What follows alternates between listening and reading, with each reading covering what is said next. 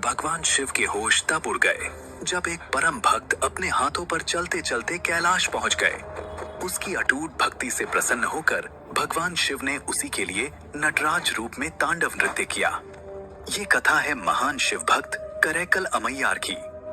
तमिलनाडु के कराईकल नगर में एक समृद्ध व्यापारी के घर जन्मी थी एक साधारण सी बालिका पुनीतावती। वैभव और ऐश्वर्य के बीच रहते हुए भी उसका मन केवल एक ही नाम में रमा रहता था, महादेव। महादेव। हर श्वास, हर विचार, हर भावना केवल शिव भक्ति से भरी हुई थी। एक दिन उसके घर एक शैव साधु पधारे। पुनीतावती ने प्रेम से उन्हें एक आम फल भेंट किया। कुछ समय बाद उसके पति ने भी वही फल मांगा। तब पुनीतावती ने आंखें बंद की और पूरे विश्वास से महादेव का स्मरण किया और चमत्कार हुआ। उसी क्षण उसके हाथों में एक और उतना ही मीठा आम प्रकट हो गया। पति ये दृश्य देखकर कांप उठा। उसे समझ आ गया ये स्त्री कोई साधारण नारी नहीं। भय और अज्ञान में उसने पुनीतावती का त्याग कर दिया, लेकिन यही त्याग उसके जीवन का सबसे बड़ा वरदान बन गया।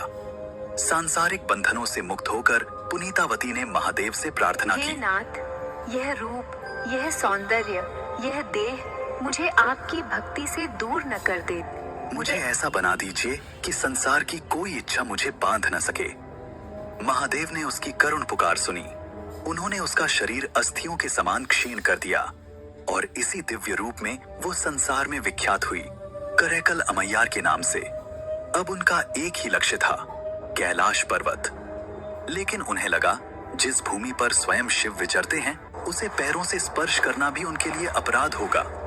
और तभी उन्होंने एक अद्भुत निर्णय लिया। वे सिर के बल अपने हाथों के सहारे कैलाश की ओर बढ़ चली।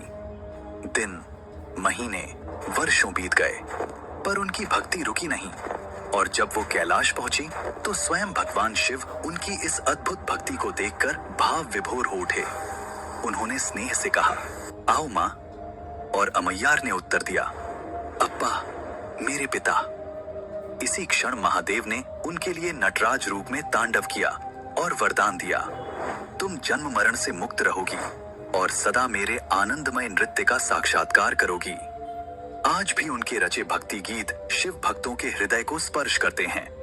तो बोलिए, हर हर महादेव।